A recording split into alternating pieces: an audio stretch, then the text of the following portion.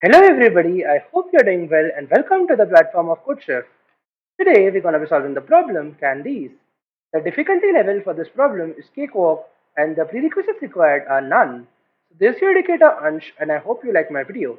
Let's proceed to the problem statement. Okay, now let us try and understand the problem statement. The chef has received a problem from his friend who is a chemist. He has got n candies. These all candies have some sucrose level.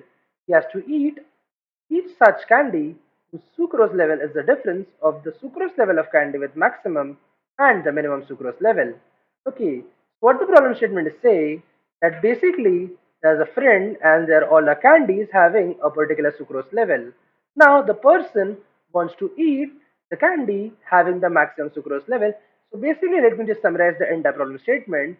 The problem is saying that we have array of n elements and then we have to find firstly the maximum element of the array and then we have to find the minimum element of the array and then the difference between the maximum element and the minimum element we have to eat that particular candy.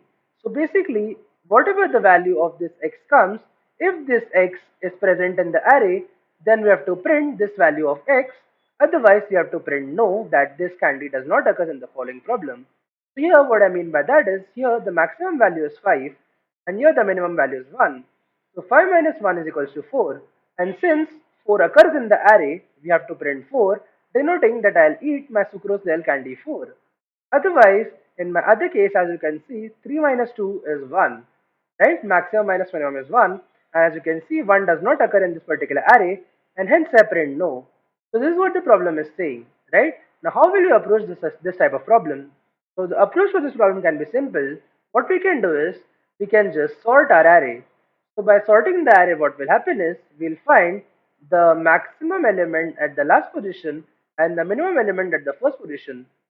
So this difference of x in a sorted array is nothing but a of n minus 1, which is the last element, minus a of 0, which is the first element.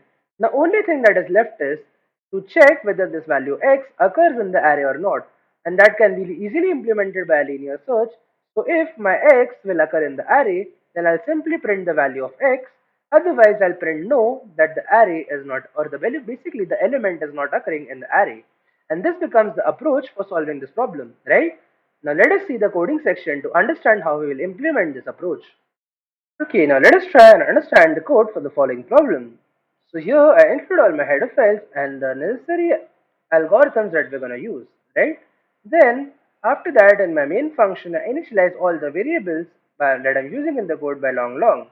Then simply I input my t as the number of test cases. For each of my test case, I input my n according to the input format and initialize an array of length n. And then for my n integers, I input my array.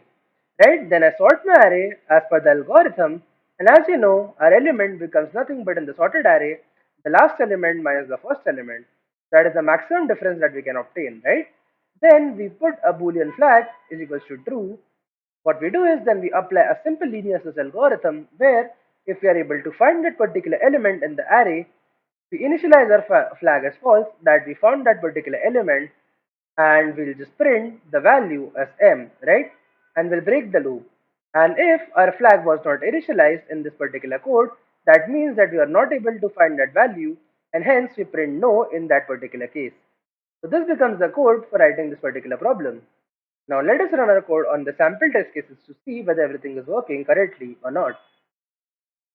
So as you can see, we got the exact answer according to the output format. Now let us submit our code and see whether our code passes all the test cases successfully or not.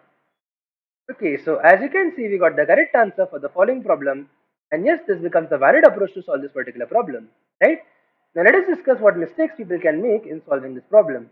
So here the important observation was nothing but simply sort the array, generate the difference, and simply linear search in that particular array. If that particular observation was clear, I think the code is quite easy and straightforward, and there's very less chances of people making mistakes in this particular problem or implementing the following code. This is the learning you get from watching my video. I hope you like this video. Please like, share and subscribe to our channel. Thank you.